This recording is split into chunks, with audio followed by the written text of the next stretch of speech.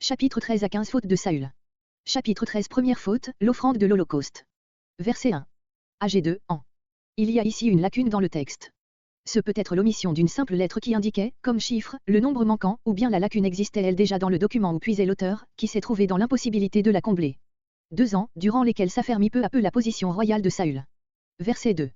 Tandis que le peuple rentra dans ses foyers, Saül travailla à former le noyau de l'armée avec laquelle il comptait se mettre en campagne, au moment voulu. Micma, à 12 km au nord de Jérusalem, sur une chaîne de collines qui s'étend au nord-ouest jusqu'à Bethel, d'où l'expression, et sur la montagne de Bethel. Gibéa, voir 1 Samuel 10.5, note. Verset 3. Vers la fin des 2 ans eut lieu l'événement qui amena la guerre. La colonne, dressée par les Philistins comme monument de leur domination, 1 Samuel 10.5, note. Geba, Ésaïe 10.29, Josué 18.24, note, ville située au nord-est de Gibéa, plus près de Micma, dont elle est séparée par un vallon abrupt et profond, ce vallon se prolonge à l'est jusqu'à la vallée du Jourdain qui l'atteint près de Jéricho. Cet acte de Jonathan fut le signal de la guerre d'affranchissement. Il fut suivi de l'appel adressé par Saül au peuple entier. Verset 4. Gigal. Voir Josué 9.6. C'était le lieu de rassemblement dont étaient convenus Samuel et Saül, 1 Samuel 10.8, pour ce moment décisif. Verset 5. Les Philistins, ayant appris cet acte de rébellion, entrent en campagne et pénètrent jusqu'au cœur du pays, occupant l'emplacement même que Saül venait de quitter pour se rendre à Gigal. 30 000 chars. Il y a probablement ici une erreur de chiffre. Il faut lire 1000 ou seulement 300. Les chiffres hébreux étant désignés par des lettres, ils sont aisément sujets à des confusions. Beth Aven, maison de néant, identifiée avec Bethel Osée 4.15, Osée 5.8, etc.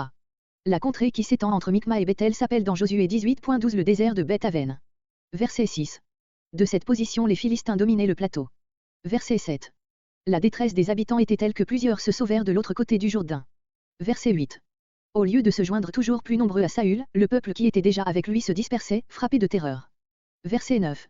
Saül veut prévenir une dispersion totale, il viole dans ce but la défense qui lui avait été intimée par Samuel. Il offrit, ou fit offrir par le sacrificateur, 1 Samuel 14.18, comme 2 Samuel 24.25, 1 Roi 3.4, 1 Roi 8.63. Verset 12. Je me suis fait violence, j'ai surmonté la répugnance que j'avais à te désobéir. Verset 14. Ton règne.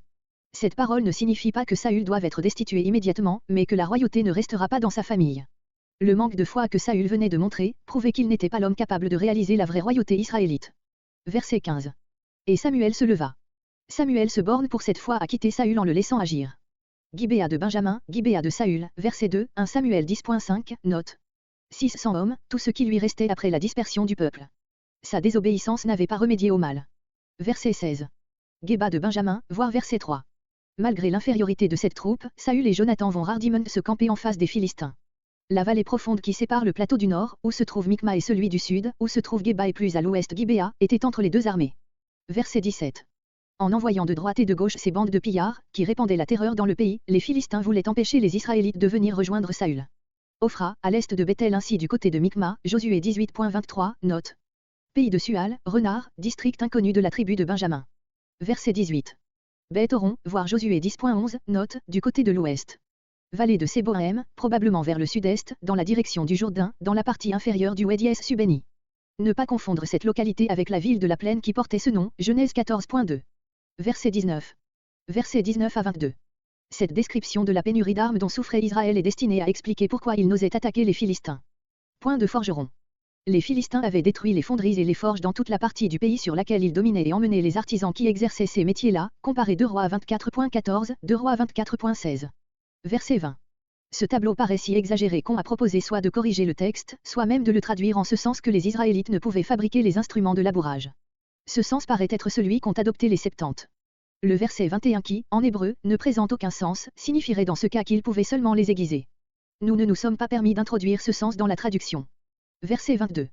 Peut-être cet état de choses provenait-il du moment où le peuple avait fait la guerre aux Ammonites. Les Philistins avaient réoccupé les parties méridionales du pays et dans les années qui suivirent, malgré la royauté de Saül qui ne se sentait pas encore en état de prendre l'offensive, ils firent peser de plus en plus leur oppression sur Israël. On peut demander avec quelles armes les Israélites avaient défait les Ammonites. On doit supposer qu'il avait uniquement les armes des peuples barbares, arcs, javelots, frondes, lances, massues, haches de pierre et qu'il n'avait rencontré aussi que celles-là chez ce peuple nomade. Dans la main de Saül et de Jonathan. Ces mots préparent le récit suivant. Jonathan n'eut pu accomplir son exploit sans lance, ni épée. Verset 23. Et un corps de Philistins. Le récit recommence, après l'explication précédente, au point où l'avait laissé le verset 18. L'acte audacieux de Jonathan amena une nouvelle invasion des Philistins qui les conduisit au cœur du pays. Au passage de Micma. Il y a dans la vallée de Subéni un endroit où les deux rochers opposés, l'un situé au nord, l'autre au sud, sont très rapprochés. Les Philistins vinrent sans doute occuper celui du nord, d'où ils dominaient cette partie la plus étroite du défilé.